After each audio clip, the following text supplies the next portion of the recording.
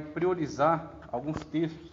Vou passar para vocês aqui alguns textos, serão um tópico, e vamos trabalhar um pouco em cima desses tópicos, desenvolver um pouco a abordagem em cima desse importantíssimo período, o período da grande tribulação, período este que, queira Deus, não precisemos atravessar, mas que nós estejamos durante esse terrível período, durante esse triste período da história humana, o pior, sem dúvida nenhuma, o pior período da história humana, a igreja esteja na glória, recebendo seus galardões, recebendo sua coroa, sentado na mesa do grande banquete, celebrando, ceando juntamente com o Senhor, como Ele disse, como Ele nos prometeu, que não beberia do suco da vide até aquele dia que beba convosco, ou beba conosco no reino de Deus.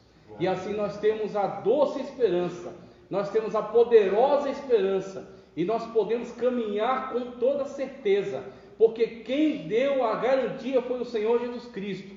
Aquele disse que passam os céus e a terra, mas a palavra dele não cai por terra. É ele que nos garante, que vai nos buscar, como já foi ministrado aqui pelo pastor Adelício, vai nos arrebatar. Isso vai ser em um átomos, ou seja, num abrir e fechar de olhos.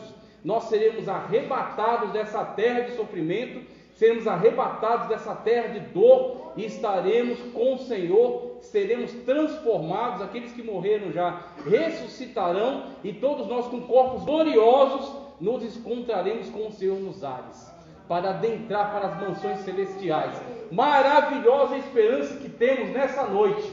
Nós temos motivos para adorar, nós temos motivos para exaltar, nós temos motivos para glorificar e exaltar aquele que reina e vive para todos sempre.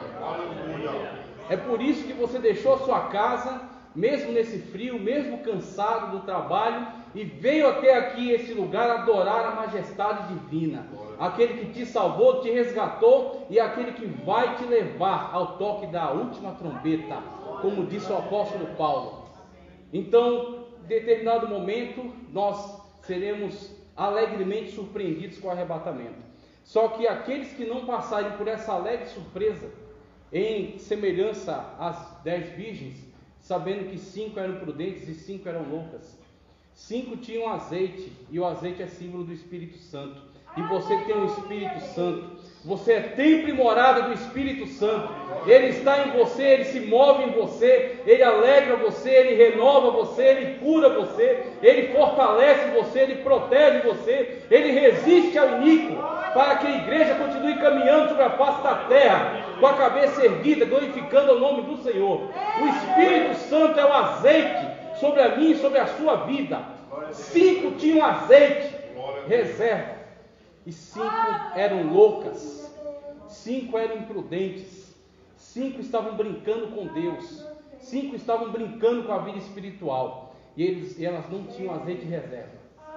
Olhando de fora, as 10 eram virgens. Olhando de fora, as 10 tinham lâmpadas.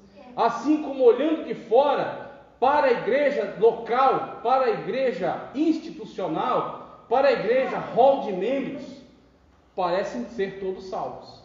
Parecem estar todos em comunhão. Parecem estar todos num relacionamento vivo, ligados na videira verdadeira que é Cristo.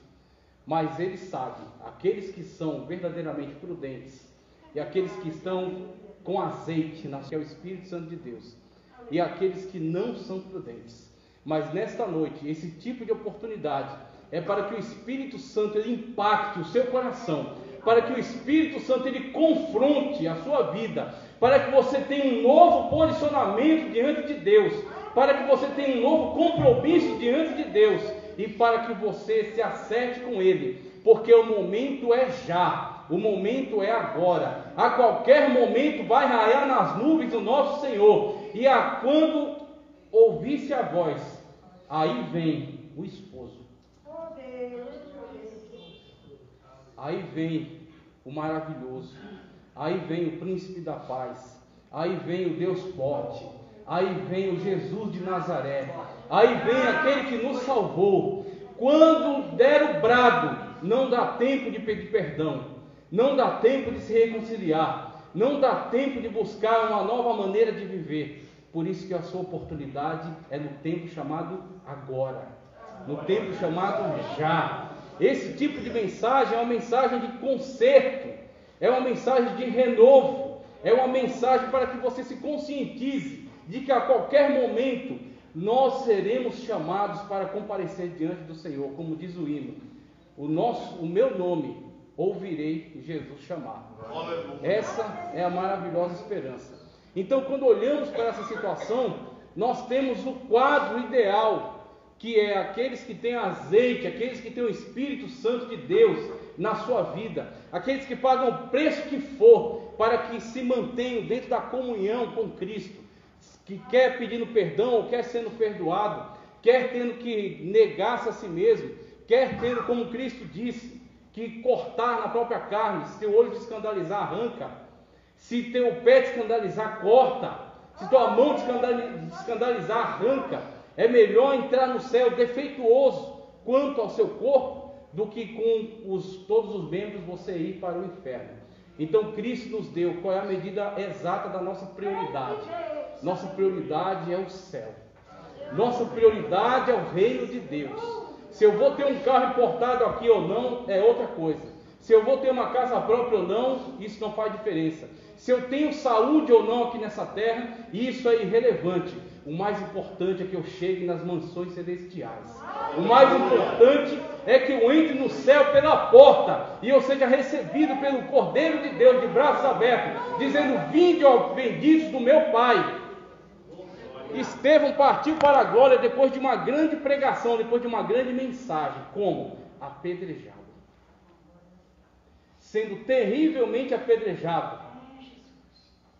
Mas, enquanto ele estava sendo aqui morto de forma cruel, apedrejado pelos seus próprios compatriotas, à destra de Deus estava em pé o Filho do Homem, o Filho de Deus, pôs-se em pé para receber o seu herói, para receber o seu mártir, para receber o seu filho, aquele que foi fiel até as últimas consequências. Então, esse é o nosso chamado, para sermos fiéis num tempo difícil, para sermos fiéis num momento que está cada vez mais caminhando para mais dificuldades, para mais intensa perseguição.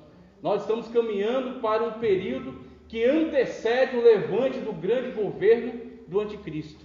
Então temos cada vez mais uma situação difícil, uma situação de perseguição, uma situação de apostasia em relação à igreja, uma situação de concatenação de esforços por parte do inimigo, que está conseguindo organizar todo o seu sistema para enfim se colocar como cabeça dessa ordem e ser constituído como Deus nesse mundo.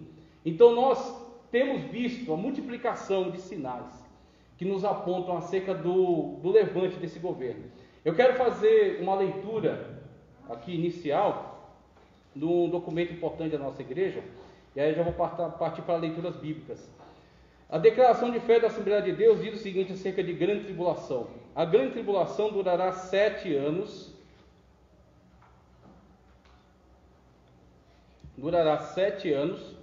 Trata-se de um período de transição entre a dispensação da igreja e o milênio. É um tempo de angústias e sofrimentos sem precedentes na história. Sem precedentes na história. Porque haverá então grande aflição, como nunca houve desde o princípio do mundo até agora. Nem tampouco haverá jamais. Os profetas falaram sobre esse dia, como foi o caso de Jeremias, Daniel, Joel, entre outros. Esse período é também conhecido como o Dia do Senhor, no Antigo e também no Novo Testamento. E terá seu início somente depois que a igreja for arrebatada da terra. Essa etapa da história foi determinada por Deus para fazer justiça contra a rebelião dos moradores da terra e também para preparar a nação de Israel para o encontro com o seu Messias. A cidade de Jerusalém será ainda tomada por pouco tempo. Depois, no final da grande tribulação, o Senhor Jesus descerá para livrar o seu povo. O apóstolo João relata a futura vitória de Cristo com os seus santos sobre a besta e sobre o falso profeta. O evento que será abordado por outro companheiro acerca do Armagedon. Então ele vai descrever esse importante momento em que Cristo, juntamente com a igreja, virá em socorro de Israel e também estabelecer o seu reino nesse mundo, ou o reino milenial de Cristo na terra. Então, começando a entender um pouco o posicionamento da igreja, você já pode ver, a igreja, a Assembleia de Deus, declara, a sua posição teológica. E quando a gente olha para esse documento, é importante entendermos qual é o peso que ele tem. É importante entendermos qual é a importância que ele tem. Nós fazemos parte, nós integramos uma igreja doutrinariamente séria, doutrinariamente ortodoxa. Por isso que ela fez questão de materializar um documento no qual expõe qual é o seu posicionamento doutrinário, para que não haja ambiguidade, para que você tenha noção, tenha completa clareza acerca de como a igreja se posiciona. Então temos aqui algumas declarações, nessa leitura que eu fiz, acerca da grande tribulação, que nos mostram como a igreja lida com esse assunto, como a igreja na qual você congrega, ela lida com esse assunto. Por exemplo, falando acerca de dispensações, está dizendo que é dispensacionalista. Dizer-se dispensacionalista é dizer que acredita que Deus tem uma forma específica de trabalhar ao longo da história. Por isso que você tem período da inocência, por isso que você tem período dos patriarcas, por isso que você tem o período da lei, depois você tem o período da graça, depois você vai ter o período do milênio, que são as dispensações. Então você, ao longo dessas dispensações, você vê Deus tratar de uma determinada maneira. Por exemplo, você tem a situação na qual Deus tinha, na dispensação da lei, levantou Israel, fez um pacto com Israel no Monte Sinai, e foi fiel a esse pacto, sendo na verdade Israel infiel para com a sua aliança, traindo a Deus com outros deuses. E devido a essa traição, Deus os levou para o cativeiro babilônico, depois Deus os trouxe de volta, depois de 70 anos, restabeleceu a terra, mas mesmo assim Israel permaneceu ainda lidando de uma forma relapsa com a missão para a qual Deus o levantou, para a qual Deus o ergueu. Assim houve uma mudança na dispensação do tempo da lei, Israel, para o tempo da graça em Cristo. E aí eu cito o texto no qual Cristo disse: veio para o que era seu. Quem era seu? Israel, a nação que ele elegeu, a nação que ele levantou, a nação que ele criou, a nação que ele libertou do cativeiro egípcio, que ele pôs no cativeiro babilônico, que ele tirou do cativeiro babilônico. Veio para o que era seu, mas os seus não o receberam. Agora volta-se para nós, mas a todos quantos o receberam, deu-lhes o que? O poder de serem chamados. Essa é a nossa posição. Nós somos filhos de Deus, adotados na pessoa bendita de Cristo Jesus. Você é filho de Deus, você é filha de Deus. A nossa posição não é pequena. Nós temos uma posição muito honrada diante de Deus pela obra de Cristo Jesus. E estamos agora no chamado tempo da graça, por meio de Cristo Jesus, inaugurado por Cristo Jesus. Só para a gente ter mais uma noção correta acerca do tempo da graça, você tem, por exemplo, um diálogo que deixa isso muito claro, que é o diálogo de João Batista com o Senhor Jesus Cristo. João Batista pregou, e João Batista todos são sabedores, que ele é um profeta na mentalidade, no viés do Antigo Testamento. Ele tem uma cosmovisão de profeta veterotestamentário. Ele pregava um juízo iminente, tanto que ele diz que ele tem a pá na sua mão, limpará a eira, recolherá o trigo no celeiro e queimará a palha no fogo. A visão de João Batista é uma visão de juízo iminente, que Deus ia trazer o juízo no seu momento, na sua época. E aí João Batista prega, desenvolve o ministério dele e é preso. Quando ele é preso, passado o tempo, ele esperando o juízo, cadê o juízo? Cadê o juízo? Ele chama seus cooperadores e manda até Cristo. E pergunta, olha a pergunta que João Batista faz para Cristo: és tu o Messias? Ou havemos de esperar por outro? Aí alguns podem até se escandalizar com essa pergunta, mas Jesus Cristo não. O Senhor Jesus Cristo sabia qual é o valor de João Batista, e sabia qual era o conflito que estava no coração de João Batista. Tanto que Jesus disse: dos nascidos de mulher, ninguém é maior do que João Batista, mas até o menor no reino dos céus é maior do que ele, colocando as coisas no seu devido lugar. Então Jesus chamou os enviados de João Batista para dar um passeio e falou: vem cá, dá uma olhada nisso aqui. Os cegos são curados, voltam a ver. Os coxos são curados, estão andando. Os leprosos são limpos. E a todos é anunciado o reino de Deus. E bem-aventurado, uma direta para João Batista. E bem-aventurado aquele que não se escandalizar no meu nome. Então, quando Jesus, ele confronta, mas confronta com amor, não é para destruir, mas sim para atualizar João Batista. Ele diz: olha, você está com a mentalidade de juízo iminente, mas eu vim inaugurar o tempo da graça. Eu vim abrir a porta da graça. Eu vim abrir a porta da salvação por meio do meu nome. Todo aquele que crê em Cristo será salvo, e aquele que não crê já está condenado. Então nós estamos vivendo hoje o tempo da graça, estamos inseridos no tempo da graça. Só que o tempo da graça vai se fechar. Só que a porta da graça vai se fechar. Então nós temos hoje que pregar a tempo e fora de tempo, como disse o apóstolo Paulo. Porque é o nosso tempo, é o nosso momento, é a nossa vez. Foi Israel, agora é você. Foi os judeus, agora é a igreja em Cristo Jesus. Você, por meio do nome do Senhor Jesus Cristo, tem acesso à porta da salvação. Você pode abrir a porta da salvação na sua casa. Você pode abrir a porta da salvação na sua empresa. Você pode abrir a porta da salvação no seu contexto, por meio do sagrado nome de Cristo Jesus. O único nome pelo qual nós devemos ser salvos. Então a gente tem que entender o nosso tempo. Nós temos no tempo da graça. E no tempo da graça, na nossa dispensação, nós estamos visualizando agora muitos movimentos que indicam que o arrebatamento vai acontecer a qualquer momento. E quando o arrebatamento acontecer, passaremos para uma outra dispensação. E agora teremos uma outra maneira de Deus tratar com a humanidade, que é isso que é o enfoque da palestra atual. Temos algumas escolas que trabalham em cima desse tema. Temos, por exemplo, escola simbólica, futurista, histórica e preterista. Então são importantes escolas de interpretação sobre os textos de Apocalipse. A escola simbólica, como o próprio nome sugere, ela trabalha muito na alegorização. Então ela opta sempre por dizer que os textos que estão ali são alegóricos, são metafóricos, não são literais.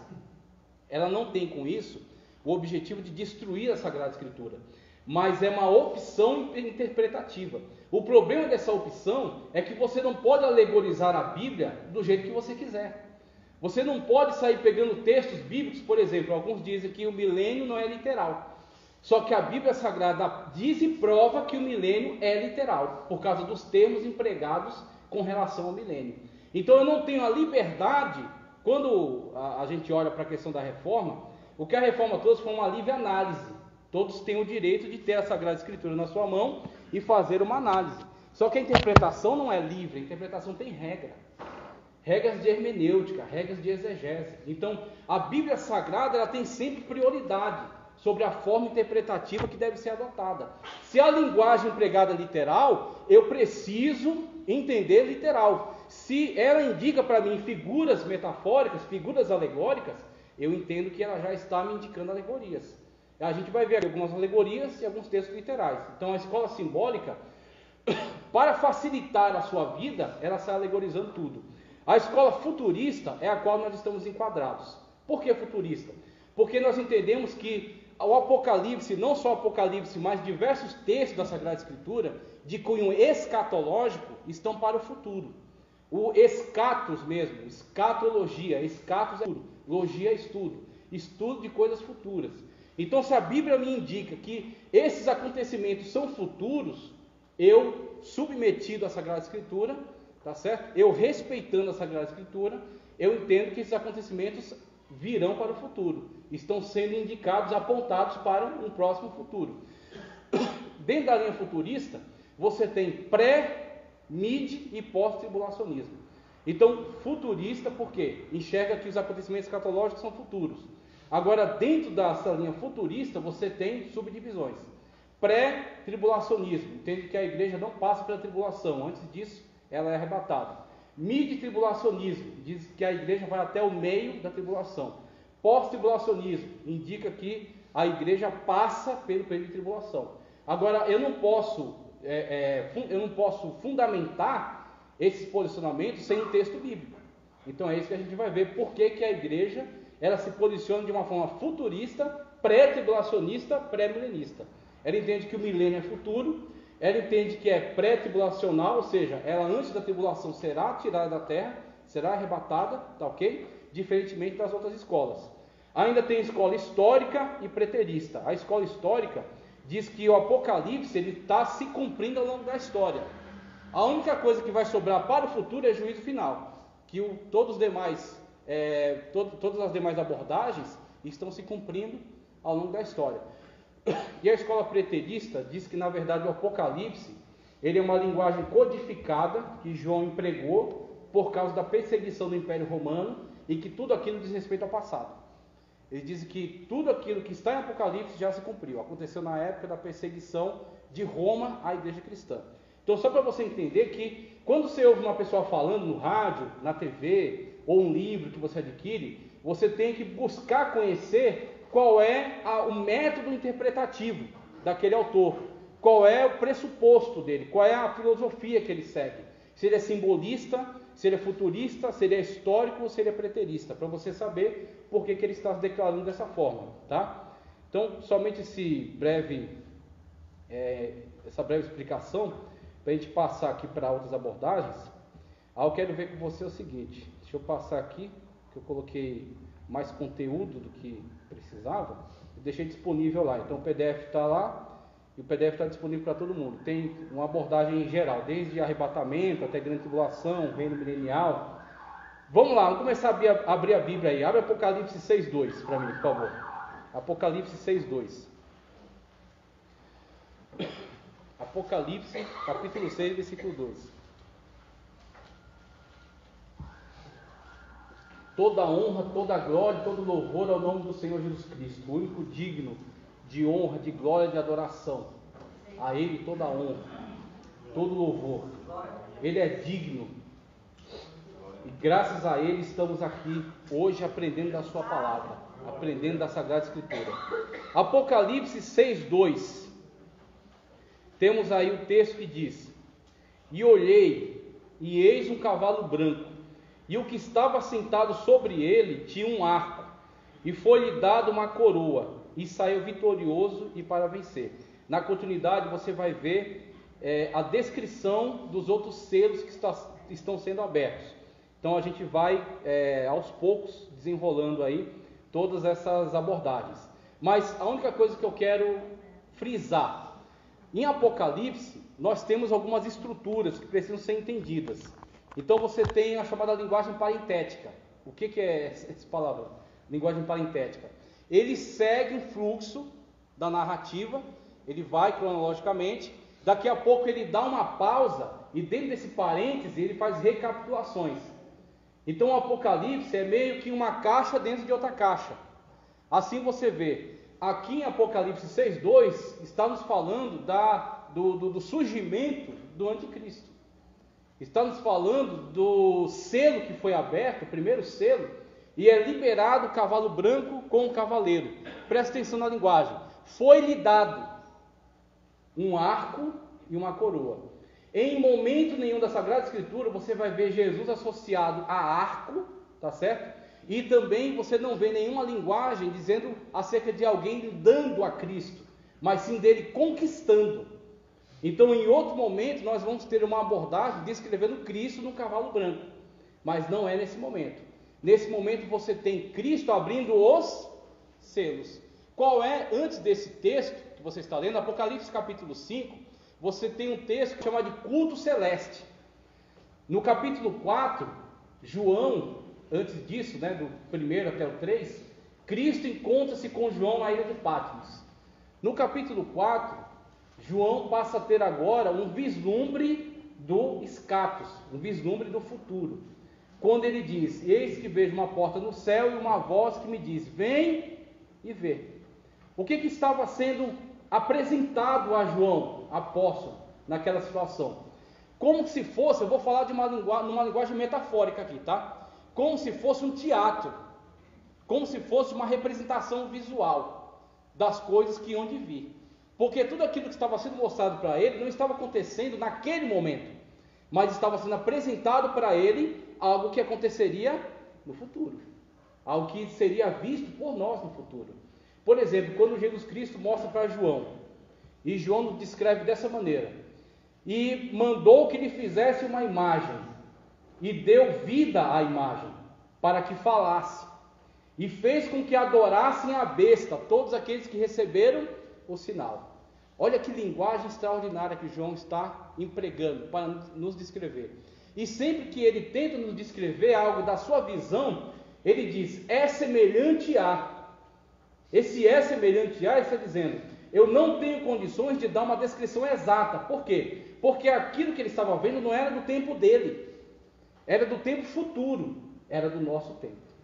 Eu posso dizer para vocês que aquilo que João estava vendo ali, por exemplo, podemos descrever como ele fala de uma imagem que fala, que lhe deu poder para falar. Podemos falar acerca de computadores, podemos falar acerca da cibernética atual, que começa a desenvolver robôs, a tecnologia robótica, por exemplo. E aí, em outra palestra, eu trouxe vídeos mostrando o avanço da robótica na atualidade, da inteligência artificial na atualidade, como os robôs interagem com os seres humanos numa proximidade muito grande do que é um diálogo de um ser humano, através dessa inteligência artificial, desses algoritmos avançados. Então João, ele é dado a ele vislumbrar isso. Só que com o que ele vai comparar na época dele? Com o que ele vai comparar no contexto dele? Estamos falando do século I da era cristã. Século I, tecnologia zero. Então João apenas podia nos dar um vislumbre daquilo que estava ali sendo apresentado. Então é essa situação que temos. João está sendo mostrado a ele algo que é para o tempo futuro. Ele está nos dando a melhor descrição que ele pode nos dar. E aí, quando você passa essa situação da voz que o chama para ver essas coisas futuras, depois ele vê um grande culto celeste, no qual você tem os anciãos que estão coroados, que são representações da igreja, Antigo e Novo Testamento, 24 anciões, 12, como em outro lugar vai dizer que a igreja está firmada nos profetas e nos apóstolos. Então você tem representações dessa completude da obra de Deus através de Israel, depois através da igreja, e louvando e entregando suas coroas ao Cordeiro de Deus. João vê o Cordeiro como havendo sido morto, e ele toma o livro, e depois que ele toma o livro, ele começa a abrir os selos, e o primeiro selo que ele abre, um cavalo branco e um cavaleiro. Foi-lhe dado um arco e uma coroa, e saiu vitorioso, é para vencer. Veja esse movimento. Saiu vitorioso, saiu com ar de vitória, né? Saiu com todo o comportamento de vitória, mas ainda para vencer, ou seja, está desenvolvendo sua ação ao longo do tempo. Como a gente vê em Apocalipse, o desenvolvimento dos 7 anos, sendo 3 anos e meio de falsa paz e 3 anos e meio de grande tribulação. É aí onde esse cavaleiro sai vitorioso, ele sai coroado, ele sai alguém lhe dando esse poder, mas sai também para vencer, para conquistar, tá certo? Para estabelecer o seu reino na terra. Assim nós temos o princípio do governo do anticristo, mas você vai ver também, e aí onde entra a linguagem parentética. Apocalipse 7, capítulo 1, capítulo 6, 7, 8, 9, 10, 11, 12, fala do dragão. 13, Apocalipse 13 fala da besta que sobe do mar. E aí aquela besta, ela tem as características dos animais que haviam sido vistos por Daniel no livro dele. A gente já vai falar acerca dessa besta. E quem é essa besta? O anticristo. Então o anticristo está sendo descrito aqui no capítulo 6, mas ele vai ser retomado quando você vai ter outras descrições que falam acerca da forma de governo dele. Quando você vai ter outras descrições que associam ele àquilo que Daniel já havia visto na sua profecia. Tá certo? Segue para mim, vamos para Apocalipse 7:4. Eu vou fazer essa abordagem geral e depois, com o tempo que eu conseguir, eu vou especificando cada uma delas. Veja, Apocalipse 7:4, olha o que diz. E ouvi o número dos assinalados, e eram 144 mil assinalados, de todas as tribos dos filhos de Israel. Interessantíssimo. Quem são 144 mil? Problemas exegéticos em relação a ele. Os testemunhos de Jeová, por exemplo, interpretando completamente, erroneamente, isso aqui de uma forma completamente bárbara, eles falam que os 144 mil são os únicos que vão ser levados para o ambiente celestial.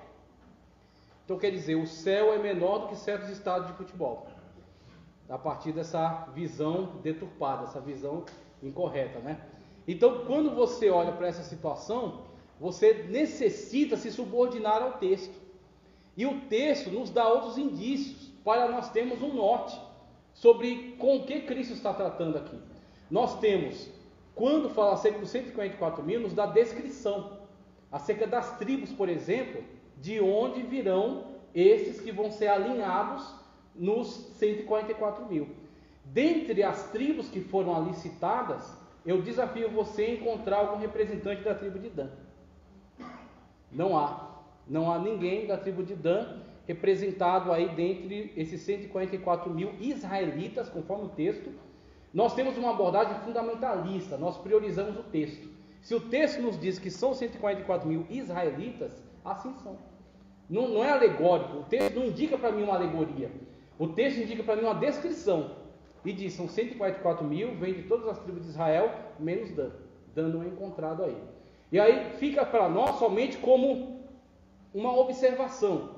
Fica como um ponto curioso. Por quê? Aí já entra em outra questão. Não existe teologia em cima de especulação. Todo teólogo que trabalha com especulação é um irresponsável. Eu só posso falar onde a Bíblia fala. E eu obrigatoriamente tenho que me calar onde a Bíblia se cala. Tá certo? Como diz o Deuteronômio. As coisas reveladas são para vós e vossos filhos. As coisas ocultas são para Deus.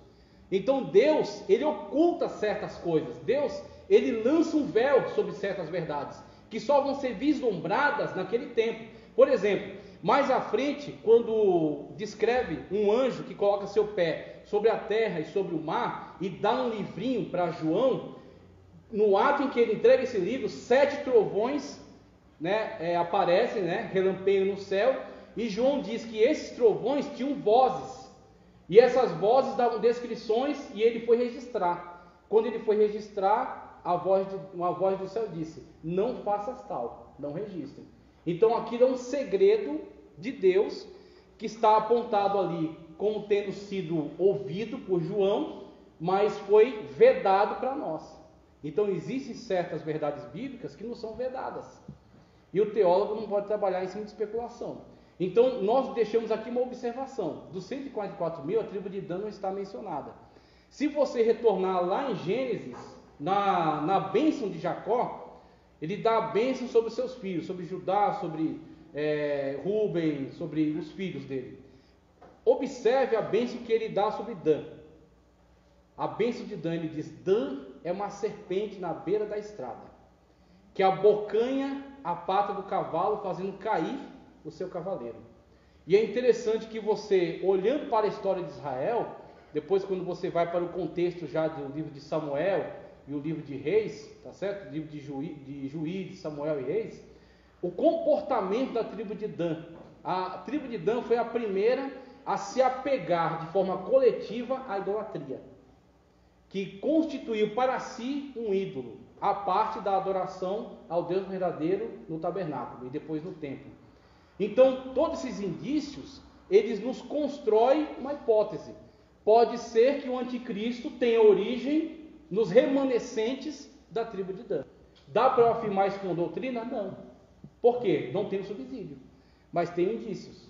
E esses indícios são interessantes para a gente pensar acerca deles. A tribo de Dan não está enumerada nos 144 mil. Os 144 mil serão daqueles que trabalharão para Cristo durante a grande tribulação. Durante a grande tribulação, a igreja não vai estar na terra. Durante a grande tribulação, a igreja está nas bodas. A igreja passou pelo Bema, que é o tribunal de Cristo. A igreja está nas bodas. A igreja virá com Cristo no Armagedon. Mas aqui na terra você tem o cavaleiro, o cavalo branco, os demais cavaleiros, conforme a abertura dos 4 selos, vão liberando esses cavaleiros, tá? E você tem o trabalho agora de quem? Daqueles que ficaram do arrebatamento.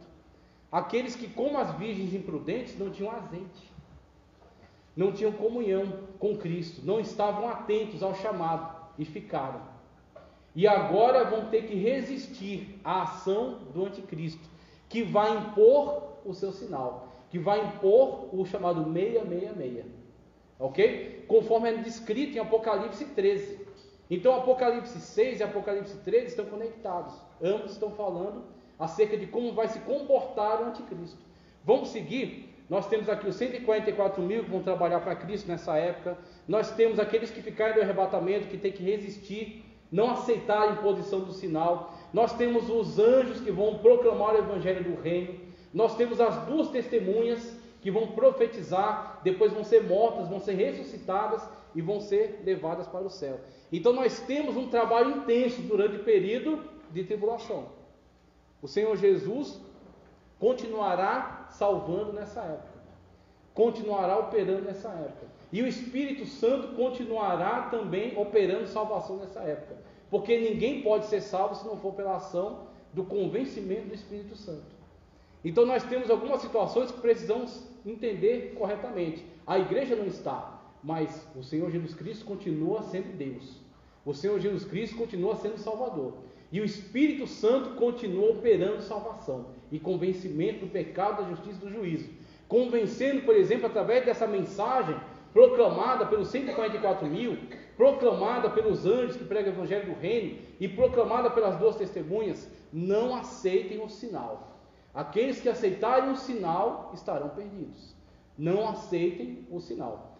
Vamos para Apocalipse 8, 1 e 2. Vamos lá, Apocalipse 8, 1 e 2. Olha o que diz aí. Apocalipse 8, 1 e 2. E havendo aberto o sétimo selo, fez-se silêncio no céu, quase por meia hora. E viu 7 anjos que estavam diante de Deus, e foram-lhes dadas 7 trombetas. Apocalipse 8, 1 e 2. E aí, depois a gente vai trazer também melhores descrições acerca dessas trombetas. Mas entre essas trombetas, se eu não me engano, a 5ª trombeta, ela anuncia a liberação de seres demoníacos.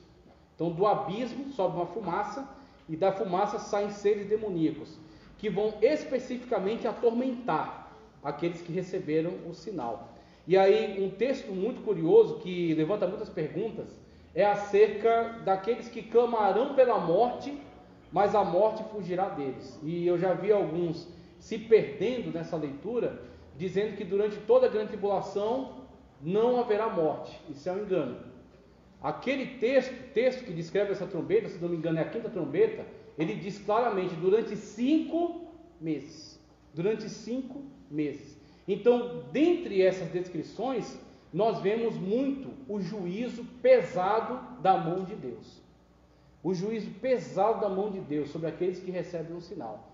E a gente olhando para essas características desse período, dessa dispensação, vendo o pesado juízo de Deus sobre aqueles que receberam um sinal, que não se arrependem, que blasfemam constantemente acerca do seu nome, nós vemos que a igreja não cabe dentro desse período, porque a igreja não foi destinada à ira de Deus. A igreja, ela foi salva da ira de Deus. Como diz lá a promessa que o Senhor fez à igreja de Filadélfia, que nós citamos constantemente. Não é o único texto que fundamenta a nossa crença no arrebatamento pré-tribulacional, mas é um dos importantes textos. Te livrarei da hora da tribulação. Te livrarei da hora da tribulação. É uma diferença muito grande entre dizer da hora e na hora. No texto grego está ektes. Esse ektes é de dentro para fora, saindo. Se tivesse eis, seria entrando. Se tivesse em, seria dentro. Como tem ek, esse ek, preposição grega, é saindo. Então, na tribulação, nós já estamos, nós passamos por tribulações. Como Cristo disse, no mundo tereis aflições, mas tende bom ânimo, eu venci o mundo. Então, Cristo que venceu o mundo é aquele que nos promete que nos livrará da hora da tribulação. E também nos diz que a igreja não é destinada à ira de Deus. Como esse tempo, a humanidade caída verá o derramamento da ira de Deus. A gente passou aqui, nessa pequena citação, o 7º selo, que trazem as 7 trombetas. E as 7 trombetas, ao final dela, traz as 7 taças. Primeiro há um juízo parcial. A terça parte das águas, a terça parte da terra, a terça parte da luz do sol. Depois virá um juízo completo, pleno. A água do mar virando em sangue, os animais morrendo, o sol abrasando os homens. Nós vemos que esse período é o período do derramamento da ira de Deus. Nós estamos no tempo da paciência de Deus. E quantas pessoas hoje dizem: por que Deus não pune? Por que Deus não julga? Por que Deus ele não traz juízo sobre essas injustiças, sobre essa maldade, sobre essa violência, essas agressões? Eu digo para você, hoje, diante da palavra de Deus, nos coloquemos no lugar correto, que é o lugar de servos e servas de Deus. E aqueles que são servos e servas de Deus reconhecem o senhorio do seu Senhor e reconhecem que Deus tem o tempo dele. O tempo de Deus não é o tempo Cronos, o tempo que está passando ali no relógio, é o tempo Kairos, ou seja, o momento oportuno, o momento que Deus determinou para si, o tempo do juízo. Porque quando vier o juízo de Deus, quando a mão de Deus pesar sobre a humanidade, aí não vai ter volta. Quando começar o período do julgamento de Deus sobre todas as obras dos homens, terminando lá em juízo final, quando passarão pela segunda ressurreição, aqueles que não foram salvos, não têm o seu nome encontrado no livro da vida, serão ressuscitados, serão julgados conforme as obras que estão escritas nesses livros. E preste atenção, lembre-se que Cristo disse no Evangelho: nem uma só palavra da nossa boca passa vazia, mas todas elas são contadas, todas elas são julgadas. Toda palavra ociosa que sai da boca do homem será julgada, será por Deus analisada e será alvo de juízo. Então nós temos a situação na qual estamos ainda no tempo da graça, mas estamos passando já o final da dispensação do tempo da graça para a entrada do tempo do juízo.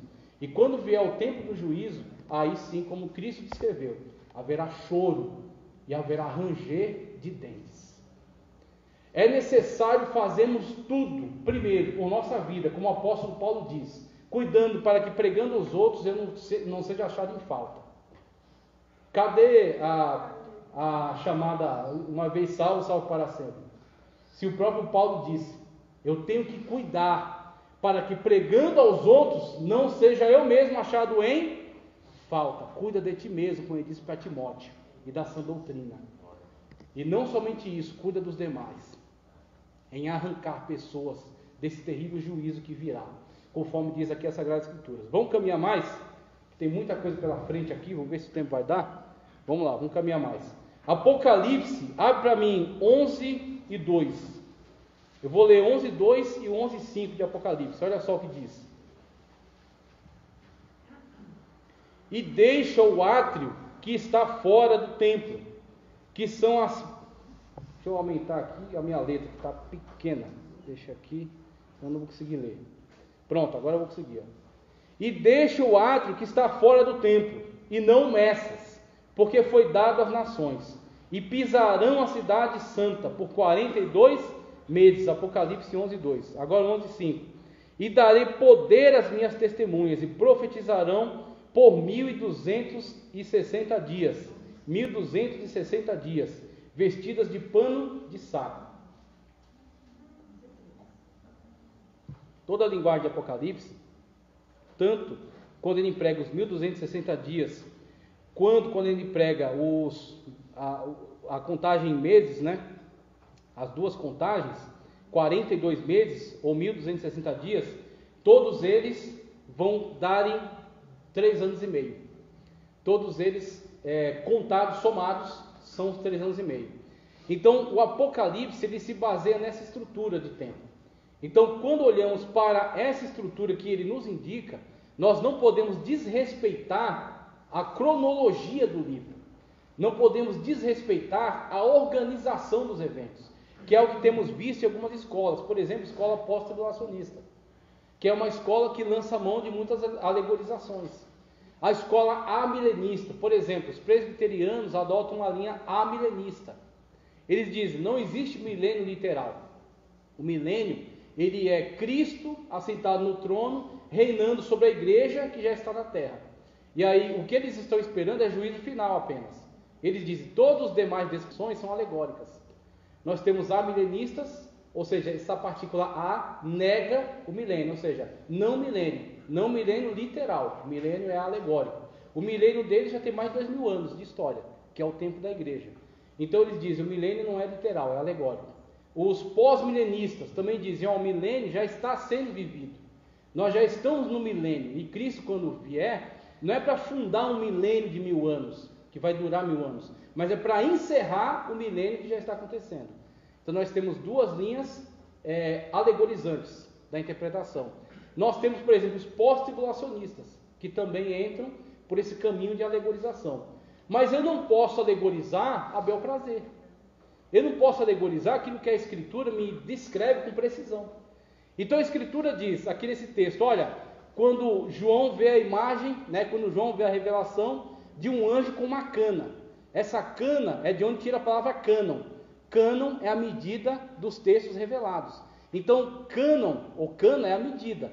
E aí o anjo está medindo. E nessas medições que ele está fazendo, a voz diz, deixa o pátio. O que era o pátio? Na estrutura do templo, você tem Santo dos Santos, onde ficava a Arca da Aliança. Você tem lugar santo, onde os sacerdotes operavam. No Santo dos Santos, somente o sumo sacerdote entrava uma vez por ano. No lugar santo, onde tem a mesa dos pães da proposição, o candelabro, tá certo? A mesa do incenso. E aí fora, você tem o pátio, com o altar e tem o lugar onde as pessoas poderiam se achegar, da tribo de Israel. No caso do templo, na época de Cristo, ainda tinha o pátio dos gentios, onde os estrangeiros podiam ir até lá para interagir, naquelas festividades, não se aproximando do pátio nem do lugar santo. Então você tem essas situações que são descritas aí. E o autor, ele apresenta essa estrutura, diz, deixa o pátio. Por quê? Será pisado pelos gentios. Quanto tempo? 42 meses. Ou 1260 dias. Então nós temos aí uma contagem de tempo literal. E essa contagem de tempo literal me diz que Israel será atacada, é isso que está sendo descrito aqui, e que os gentios pisarão, e que os gentios invadirão. Então nós temos a situação na qual o anjo que está falando com João, está descrevendo para ele, vai haver uma situação em que um templo será reconstruído, e nós temos em Israel hoje a chamada sociedade do templo. A sociedade do templo já tem menorá pronta, tá certo? Na medida daquilo que é descrito na Sagrada Escritura, especificamente, já tem menorá pronta, já tem vestes sacerdotais prontas, já tem os outros utensílios, as mesas, os altares prontos, ele só não tem a arca, que se perdeu, e conforme Jeremias diz no seu livro, não se procurará mais a arca.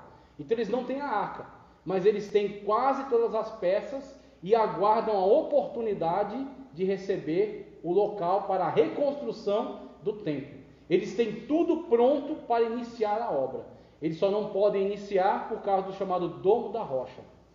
O Domo da Rocha é a foto mais famosa que existe no mundo.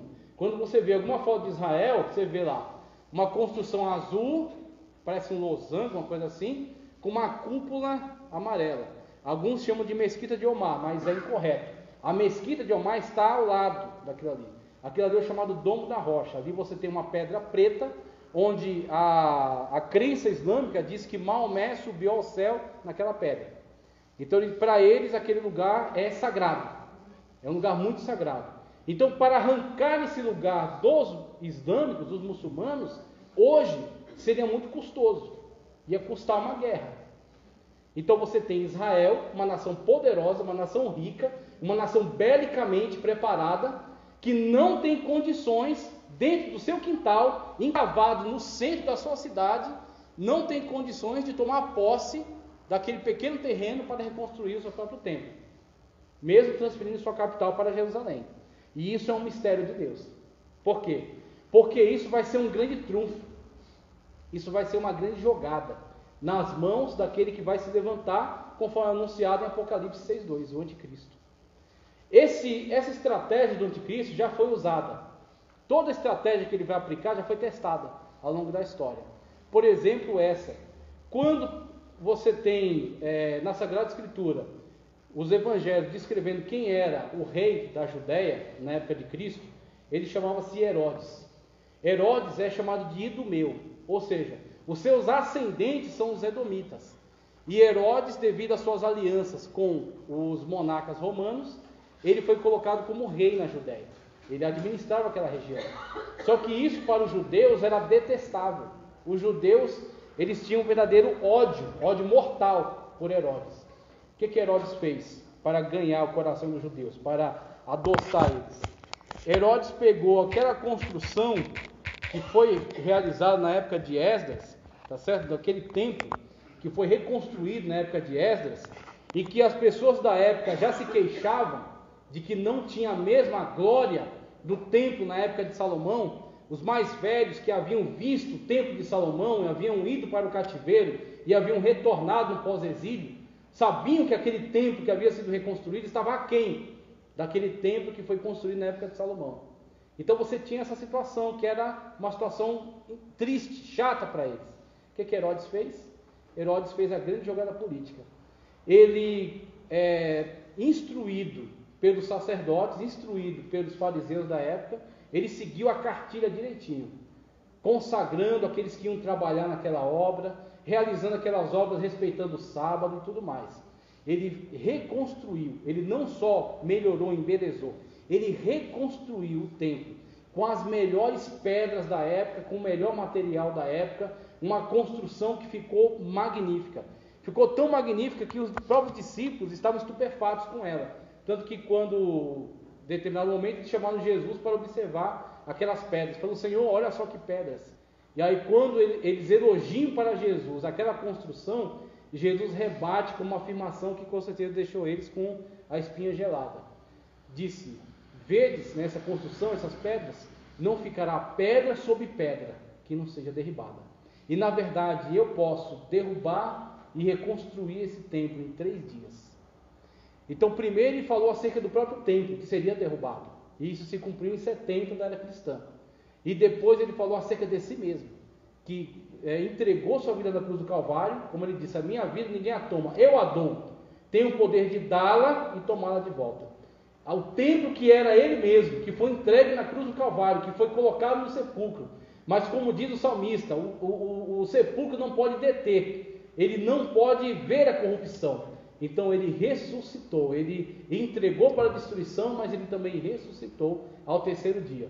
Então quando você olha para essa situação do templo, você vê que Herodes já fez isso lá atrás. Construiu aquele templo magnífico, os judeus ficaram amigos dele e ele conseguiu governar tranquilamente, conseguiu seus objetivos. Muito bem, isso será novamente realizado na época da grande tribulação. Quando a igreja for arrebatada, quando o cavaleiro branco for liberado e quando ele buscar uma aliança com os judeus, quando ele buscar uma aliança com Israel. Os muçulmanos perplexos com o evento, não somente eles, os muçulmanos, os hindus e tantos outros que não acreditavam naquilo que você acredita, tantos outros que não esperavam o Jesus que você espera, e quando forem surpreendidos pelo evento do arrebatamento, estarão perplexos, estarão perdidos, desorientados, porque isso é algo nunca visto. Então ele terá todas as condições para, assumindo o poder, fazer exatamente a negociação que os judeus não puderam fazer em mais de 50 anos de história, quando eles voltaram a possuir o território de Israel. Ele vai ceder aquele terreno e vai também ceder tudo que for necessário para a reconstrução do templo. E aí, na reconstrução do templo, haverá o cumprimento da profecia que já foi dada por Daniel e que foi também repetida por Cristo. Quando vides a abominação da desolação no lugar santo, então saibam: aquele que estiver no telhado não desça, aquele que estiver no campo não volte. Ai das grávidas e das que amamentarem naqueles dias. Todas essas descrições estão relacionadas à grande tribulação e estão voltadas para Israel. Todas elas estão voltadas para o contexto no qual Israel verá a reconstrução do templo, mas ao final da reconstrução verá a iniciativa do anticristo em colocar-se no templo de Deus e buscar ser adorado como Deus. Nessa situação é que o anjo descreve para João: deixa o pátio.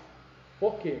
O pátio será local onde se desenrolará todo um conflito, se desenrolará toda uma guerra, toda uma batalha. Batalha essa que será chamada guerra, né? Ou batalha de Armagedon, tá certo? Então temos aí um vislumbre acerca da batalha de Armagedon. Vamos seguir? Apocalipse 12. Abre para mim aí, por favor, Apocalipse 12, 1 ao 3. Apocalipse 12, 1 ao 3. Apocalipse 12, 1 ao 3. Vamos lá. Olha que descrição que nos dá aqui. Apocalipse 12, 1 ao 3. E viu-se um grande sinal no céu, uma mulher vestida de sol. Percebeu? Uma mulher vestida de sol. Dá para vestir o sol? Não, o sol é uma estrela. O sol é gás, queimando, incandescente. Uma mulher, um ser humano, vestido de sol. Obviamente temos uma linguagem alegórica. Então, a mulher representa algo. O sol representa algo. O fato dela estar vestida de sol. O fato dela ter a lua embaixo de seus pés. E dela dar à luz um varão que há de reger todas as nações. E haver um dragão vermelho que a persegue. Tá certo? Então você tem descrições alegóricas aqui. Por quê? Porque o próprio texto nos dá, tá certo? Essas figuras alegóricas. E nós precisamos agora, juntamente com outros textos da Sagrada Escritura, interpretá-la, para que a gente tenha o sentido que ela quer nos dar. Olha só o texto. Ó. E viu-se um sinal no céu, uma mulher vestida de sol, tendo a lua debaixo de seus pés, uma coroa de 12 estrelas na cabeça. E viu-se outro sinal no céu, e eis um grande dragão vermelho, que tinha 7 cabeças e 10 chifres, e sobre as cabeças 7 diademas. Apocalipse 12, 1 ao 3. Você tem algumas situações aqui muito interessantes. Por quê? O texto, posteriormente, vai dizer que esse dragão é a antiga serpente. Olha o link que ele fez. Esse dragão, que está sendo descrito aqui como dragão, que é a evocação de uma figura mitológica importante do contexto do apóstolo João. O dragão é uma criatura feroz, na mentalidade da época. O dragão é uma figura poderosa. O dragão é uma figura imponente, uma figura arrogante. Então nós temos essa situação na qual aquele que era a antiga serpente. Que serpente é essa, meu irmão? A serpente do Éden. Aquele que chega para a mulher e a engana. E a mulher, sendo enganada, consegue arrastar também o seu marido. E ambos caem na mentira de Satanás. Deus disse: se comer, você morre. E ele vai e apresenta a contradição: não morrereis, antes sereis como Deus. Tese, antítese, síntese. Nós temos aí a filosofia que foi engodar, que foi envolver Eva nessa negociata com o diabo, arrastando também o seu marido e trazendo todos nós nessa conta desse pecado que é transmitido de geração em geração, tá certo? Que está ligado a esta antiga serpente. Antiga serpente que é o atual dragão. Então esse dragão que está sendo descrito aqui tem 7 cabeças. Em outro lugar, Apocalipse fala acerca dos 7 espíritos.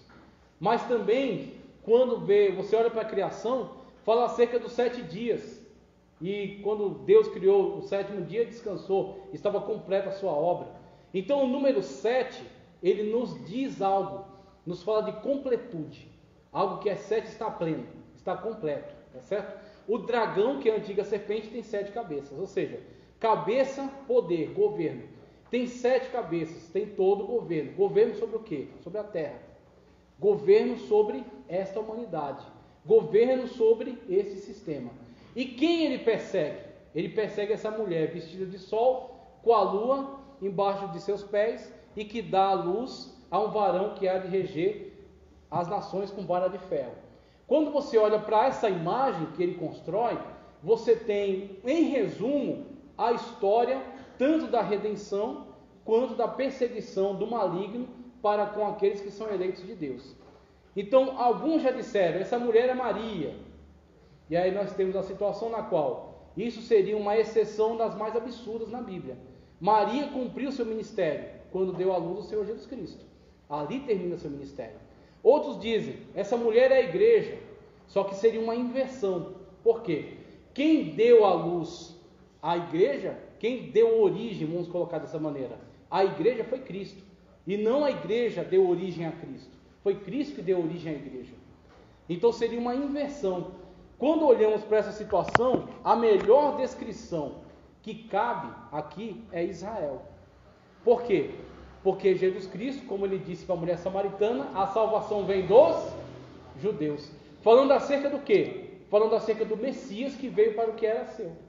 Que nasceu entre os judeus, que foi circuncidado, que foi apresentado ao 8º dia, que fez o bar mitzvah, que conviveu entre os judeus, que pregou para os judeus. Está certo que veio apresentar, abrir a porta de salvação aos judeus. Mas os judeus tendo rejeitado, a maioria, muitos o aceitaram, a maioria tendo rejeitado, veio para o que era seu, os seus não receberam, deu-lhes a todos os gentios o direito de serem filhos de Deus, aqueles que creem no seu nome.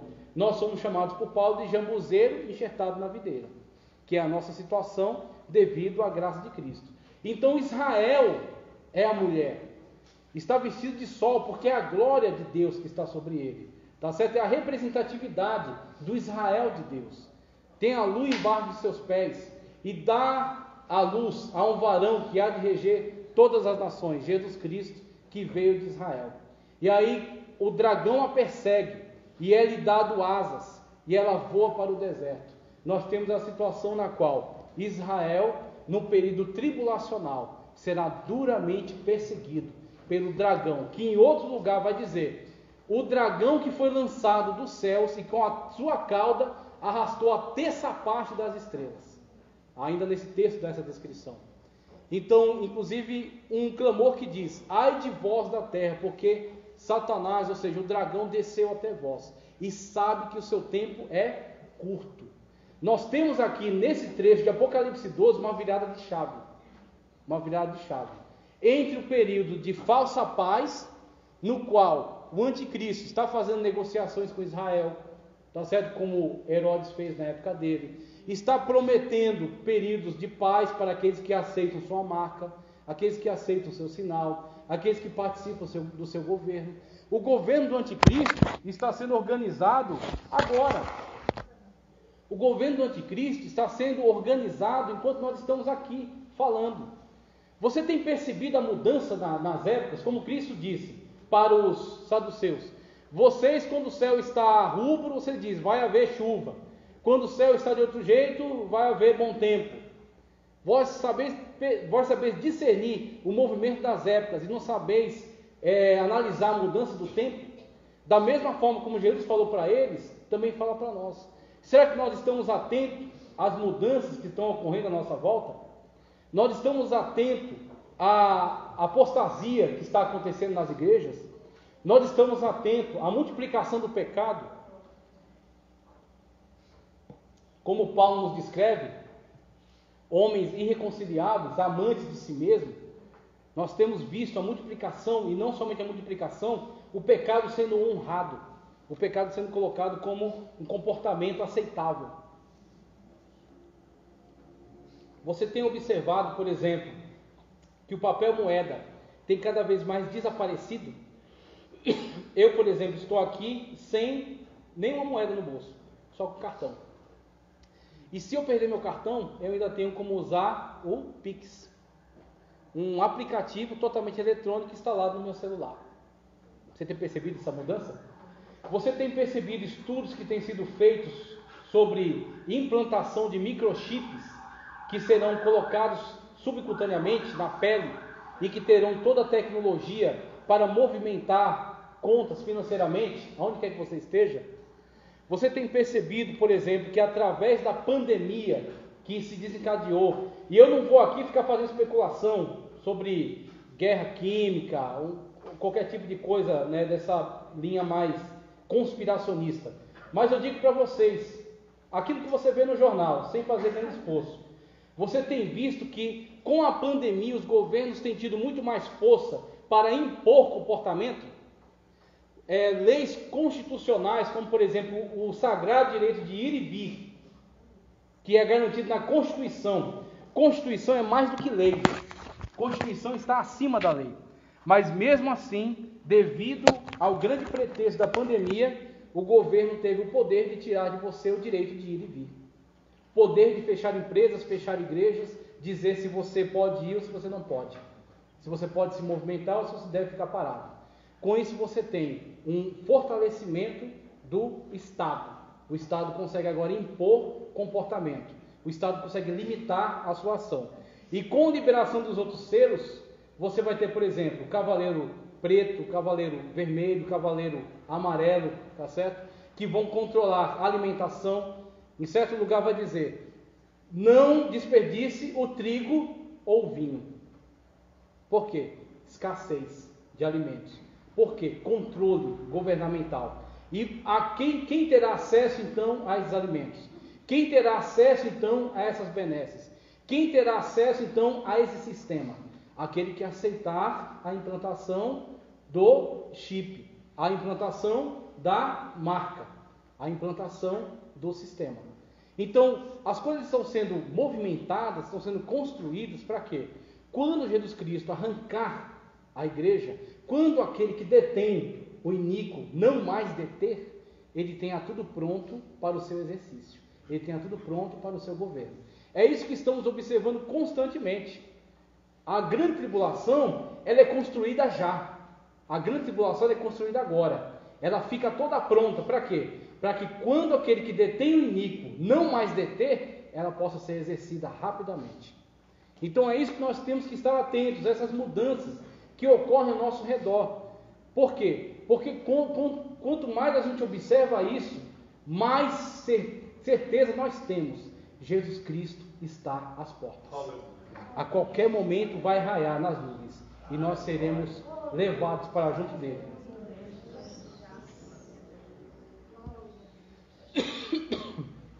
Minha garganta está quase acabando, mas quero ler mais um texto com vocês. Apocalipse 13, vamos lá. 13, 1 e 2. 13, 1 e 2. E pus-me sobre a areia do mar, e vi subir do mar uma besta, que tinha 7 cabeças, só as cabeças, 10 chifres. Chifre, por exemplo, chifre na Bíblia simboliza poder. O cordeiro que João vê no trono, como havendo sido morto, tinha 7 olhos e 7 chifres. Então, quando você olha para uma descrição dessa, você pensa num ser que tem 7 olhos e 7 chifres. Isso não faz sentido. Logo, você percebe que a Bíblia está falando com você metaforicamente. Está falando com você alegoricamente. Então, há uma representatividade dentro desses símbolos, dentro dessa descrição. 7 chifres. Em um lugar do Antigo Testamento, no livro dos Salmos, aqui não vou lembrar um salmo aqui, que eu não pesquisei. Mas Davi diz assim para Deus: Deus abençoe o meu chifre. É até engraçado, né? Porque o chifre hoje tem uma conotação pejorativa. Mas chifre, dentro da linguagem da Bíblia, é poder. Por quê? O animal que tem chifre, o seu poder está no seu chifre, com o qual ele golpeia. Então você tem chifre associado diretamente a poder. E aqui a besta está sendo descrita como, olha só, do mar uma besta que tinha 7 cabeças. Veja aí a liderança total, né? 7 cabeças. E sobre 7 cabeças e 10 chifres.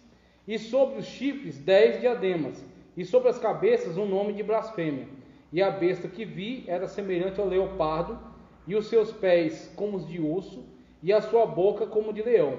E o dragão deu-lhe poder, e o seu trono e grande poderio. Em sequência a esse texto, você vai ver também a besta que sobe da terra. A besta que sobe da terra. E com a junção, tá certo, dessas figuras que estão aqui, você tem a chamada tríade satânica. A tríade satânica. A tríade satânica é o quê? Satanás no lugar de Deus. O chamado Deus deste século, que a Bíblia Sagrada já nos alerta, cegou o entendimento dos homens. Então você tem hoje, diferentemente de uma linha amilenista ou pós-milenista, que diz que Satanás está preso. Satanás será preso. Será preso quando lemos acerca do milênio. Outro irmão vai vir aqui falar acerca de milênio, Armagedon e milênio. Ali a Bíblia diz que Satanás foi amarrado por 1000 anos. Muito bem, a Bíblia Sagrada me indicou isso. Hoje, Satanás ele tem a sua ação limitada. Por quê? Porque o Espírito Santo detém o iníquo, detém a sua ação não é livre, ela é vigiada, ela é limitada. Mas haverá um momento em que essa proibição será tirada e ele terá total liberdade. Quando ele tiver total liberdade, ele será como Deus neste mundo. E aí eu ia até ler para vocês aqui, para vocês terem uma ideia do que é esperado pelo milênio. Isso aqui é o Guia Politicamente Incorreto do Comunismo. Fala aqui sobre comportamentos de governos ditatoriais, sobre torturas, sobre mortes, sobre sequestro, de pessoas para trabalhos forçados, sobre prisões injustas, sobre tudo isso. Tudo isso é só uma amostra. Tudo isso é só uma pequena amostra. Quando a gente olha para tantos governos totalitários, por exemplo, a guerra que está acontecendo hoje na Ucrânia, entre a Rússia e a Ucrânia. A Rússia, com Stalin, decidiu que precisava comprar maquinários para fortalecer a indústria na União Soviética. Então ele foi lá e sequestrou todos os bens da Ucrânia, sua colheita, seu maquinário, tudo que havia, expoliou, roubou. Um Estado ladrão, um Estado que rouba, capturou todos os seus bens, vendeu, adquiriu maquinário e deixou a Ucrânia na miséria. Isso foi chamado Holodomor. Holodomor foi o holocausto que aconteceu na Ucrânia, quando muitas pessoas, centenas de pessoas ou até milhares de pessoas morreram de fome, morreram na miséria, na desgraça, por causa de uma ação de governo totalitário.